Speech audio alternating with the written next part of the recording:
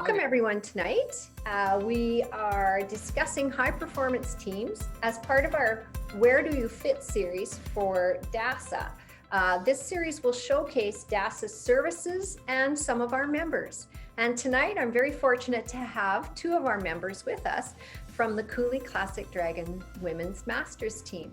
Okay, I'm Carol Block. I've been paddling for more than 10 years. I got started when I was introduced to Dragon Boat when I was teaching at the college. They were putting together a team, and I was fortunate enough to be able to join the team and have this fabulous coach. Her name was Sherry Cousins, and she just oozed enthusiasm for Dragon Boat. And I just totally enjoyed the sport. It's something that you can get into really easily as far as prior experience, and just kept coming back season after season for the Lethbridge Festival. And until one year, I got involved with a team that wanted to start practicing almost year round with the intention of doing a little bit of traveling with our Dragon Boat. So, all right, thanks, Carol, and we'll turn it over to Becky. Okay, I'm Becky Lohr. I joined paddling in 2012. It was my first Lethbridge Festival, and it was a work team. I worked at the University of Lethbridge, and they had pretty much a whole-scale new team. So our boat had two new paddlers, or two experienced paddlers, and the rest of us were all new paddlers. And it was just so much fun. I had left competitive sports a long time ago. I think the last competitive team I was on was in my 30s. And from there on, it was all rec teams. So, slow pitch and golfing and curling, and then Dragon Boats. And it was a really fun month of May and June. And as I continued on, because from that time on, I went to the Lethbridge Festival with my work team from there on in. And as we kind of gelled as a team, we kind of got better and better, and our times were getting better, and I don't know, something competitive in me took over. And then I heard about a team that was forming that was going to go to New Zealand, and they were going to be a masters team. And I just thought, yeah, that I was coming up to my retirement age and thought that would be great. I was looking forward to getting a little bit more competitive and going with people that were of like minds. I like the philosophy of our team, that we're in it for improvement, for travel, and for the camaraderie of it all. And the group of women that we have paddling together have been just so enjoyable. We're all seem to be of like minds, of like fitness levels, of skill levels, and it's just been so much fun and rewarding. How about you? Well, I have exactly the same feelings as Becky. I just feel very, very fortunate to be a part of this team.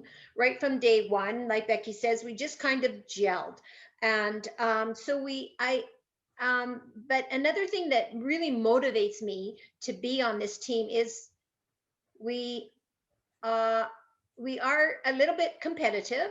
So we are motivated to kind of, it kind of gets me out there and keeps me in shape. I'm one of these people that has been a member of every gym in the city, but have never really continued the commitment, for a long period of time. And that bothers me. But this team has seemed it just kind of, not that it's all about competitiveness, but it's just trying to play your part in the team, and so it just gets me out there and encourages me to be motivated to maintain a fitness level that I'm comfortable with.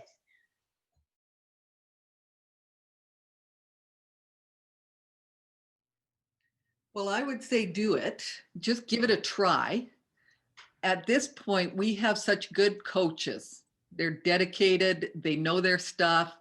They're they're they bring you along. You know, they don't try to throw you in the deep end right off the bat. They see where your skill level is and bring you along to where you need to be. So I really appreciate the time and commitment that they put into our team. And I think they are part of the glue that hold us together, that we see them being that dedicated. And so then it also spurns our development as well in terms of our fitness level, like Carol was saying, and that we enjoy being together. So I would say give it a try. Well, like I say, there, I think earlier in the program you outlined some of the different ways to get involved, like with Taste of Paddling. Like it's definitely a way to make a connection if you have never done it. Also, we are hoping to continue with the actual festival in Lethbridge during the summer. So, I mean, that's another great way to make connections with people to, so talking to the DASA executive, just trying to, like Becky says, just get out there and find out what those opportunities are, which I guess that's what we're trying to tell you right now is I think just making it known that you're interested is a good start. And who are you going to make? I guess my next question is, what do you think it takes to be a part of a high performance team? Well, how about committing to like just team activities? Okay.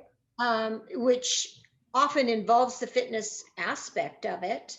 But it's also the teamwork part of it. So it's not just fitness, like, you have to work together as a team.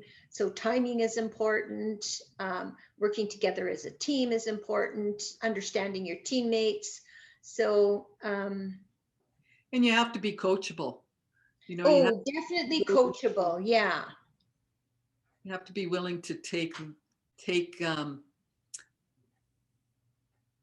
constructive criticism when it comes to paddling. A little differently, like you have to be able to take somebody else's critique of your paddling style, and you may have to change, and you may have to fit in the boat where you're not used to fitting in the boat at. I was put as stroke, and I had never been stroke before, and I was shocked that that's where they were going to put me. But you have to be flexible and willing to be a team player in terms of your coaches are going to see what's best for the team, and you need to go along with their thought pattern as well. But the travel actually for a lot of us is a big part of it. Like that's what keeps us motivated, right? If we didn't travel to these different events, then you wouldn't meet the like the networking. You wouldn't meet the people that we're meeting. So it's a whole big way to meet a whole bunch of other people in our sport, not necessarily just on the competitive end, right? It's also like it's a social interaction. Mm-hmm. Yeah, because some of the events we've gone to are multi-sport, and you actually meet athletes that are competing in different sports than you are. Exactly. Yeah. I found it very motivating personally to try to get myself to stay not just fit, but to stay engaged and relevant. That going to these events made me feel like I'm just not some old retiree. It gave me a sense of I'm still valuable. Yeah. Very true. That's right. I mean, keeps you young, right? Yeah. And, I mean, keeps you motivated, keeps you moving. because truly the group of women that we have on that team are people that are not typical of that age group in my mind. You know, when I see my other friends that aren't involved in any kind of athletics like that, they complain about their aches and pains and all that kind of stuff. And I don't know. I just think this sport does keep us young, and our involvement in that competitive end of things. Great. Wonderful advice, ladies, and thank you for sharing your ideas with us. I'm sure you've motivated some other paddlers to take their paddling to a higher level and to stay more engaged with our wonderful sport of dragon boating. Thank you for offering your opinions and sharing your experiences with us.